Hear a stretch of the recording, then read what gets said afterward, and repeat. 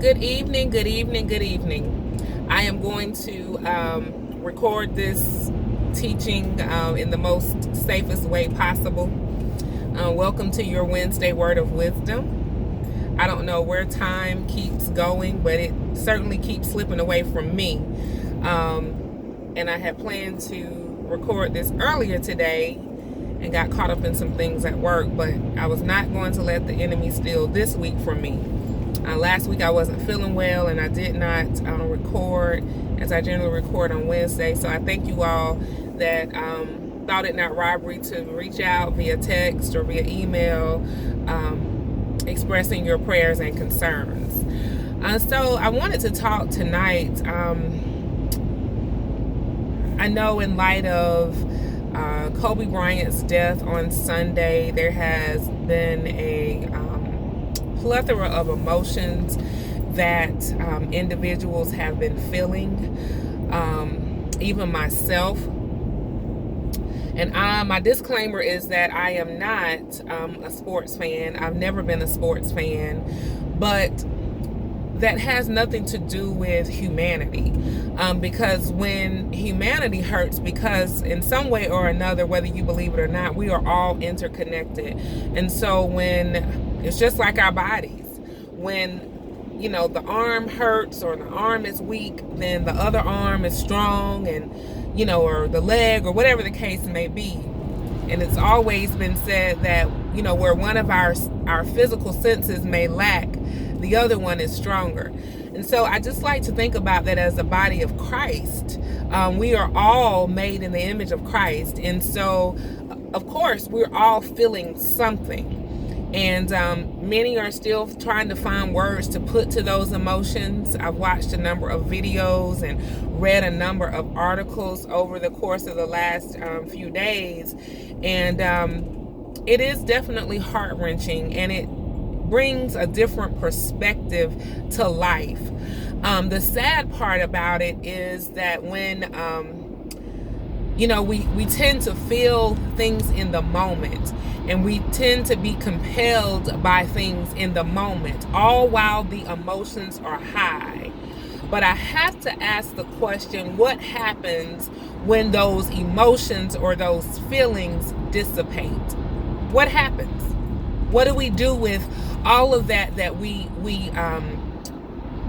may have presented during that time of pain or hurt? And I'm just talking about life in general, or death or sickness.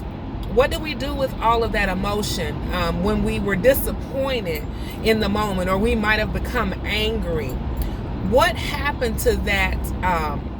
All of those things that we promised in the moment, all of those things that we said in the moment, what happens to that after the emotions dissipate? So just using just the whole death of Kobe's as a platform, I want to ask this question: what is your mentality?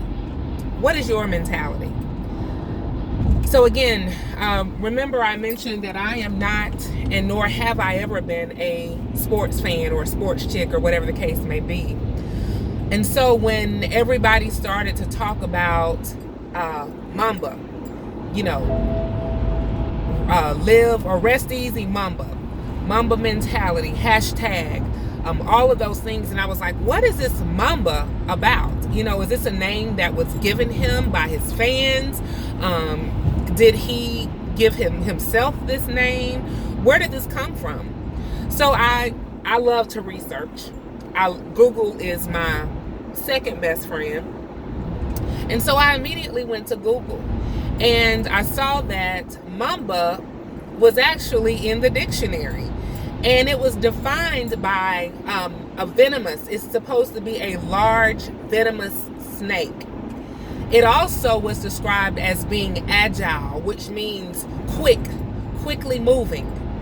And so I said, oh, okay, so now I better understand a little bit, even though, again, I have watched some Lakers games when Kobe and Shaq played, because if I had to watch sports, it would be basketball. So I can't deny that I have not watched sports, but I'm just not a big fan. So I really didn't understand where Mamba came from, but I was excited to learn that Mamba was actually a word, and it actually meant something. Now, I don't know that I want to be associated or I want to be known as a venomous snake, but we can always take a positive, and I abhor snakes, by the way, but we can always put a positive spin on things. And so I thought about especially the whole agile piece and the fact that agile means, again, quickly moving. And so when I asked the question, what is your mentality? I can ask you, do you have a Mamba mentality in the sense of being agile? Are you quick moving? Or does it take you a long time to make decisions? Or does it take you a long time to make adjustments in your life, in the areas, in the spaces where you know you need to make adjustments, but perhaps you're a procrastinator? But perhaps you are one that you have to have all of the facts, or you have to have all of the information because you don't feel comfortable making a decision without it. So I have a confession to make. Last week, I had to go to a building for a meeting. Prior to that meeting, I met a coworker that I hadn't seen in a while for lunch. And then afterwards, I went across the street to my meeting in that building. So as I sat there in the car and I came out, I only had a few minutes. I was multitasking, and I said, I need to send this email real quick, and then I'm going to go into the building to my meeting. Well, while I was doing that, I received an email from the coworker that I was meeting with, and she was saying, hey, I gotta adjust our meeting time because I've been called into a meeting to which I can't say no. And I thought, okay, great. So this should be quick. So I was parked in a paid parking, and the establishment that I went to, it actually validated the parking for 2 hours. I knew I had already exceeded the 2 hours, and I wasn't sure if the building that I was going to, if it was actually going to validate the parking. So what did I do? Considering the fact that I was going into this meeting, the time had been adjusted, my agile, my Mamba mentality kicked in, and I said, well, I'll just move my car and I'll just move it into this space. I had gone to this parking garage before. I had parked there before for an abbreviated amount of time. All had been well. Well, lo and behold, on this particular day, because of my Mamba mentality, my agile, my quick moving mentality, when I came out of the building, I came out to find a boot on my car. Yep, a $75 boot. So I couldn't get angry because I realized that in that moment I had made a quick decision. But had I just stopped in the moment, stopped multitasking in the moment, I could have thought through just a little bit more what I should do. Maybe I could have moved to a different parking space, or maybe I could have thought to call my coworker to see if my parking would be validated at this location. But because of my Mamba mentality in the moment, it cost me $75. So when I ask you the question today, what is your mentality? I can't help but to inquire, as you consider your mentality, consequently, what has it cost you? Proverbs 23:7 says that as a man thinketh in his heart, so is he. And if you remember a teaching I did a while back, I asked, who are you?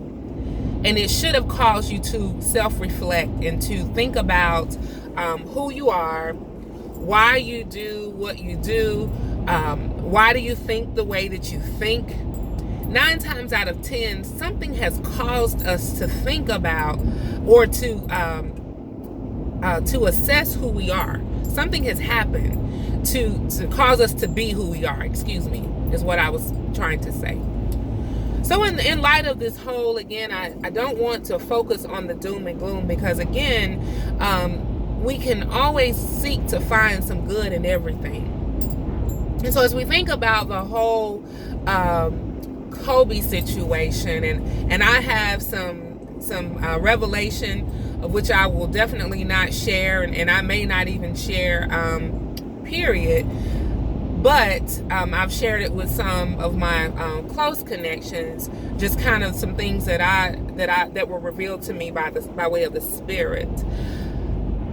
But just thinking about this whole Mamba mentality, and the fact that Kobe, apparently, aside from this large venomous snake, Kobe Bean Bryant was the only other person on this earth that was associated with this mentality.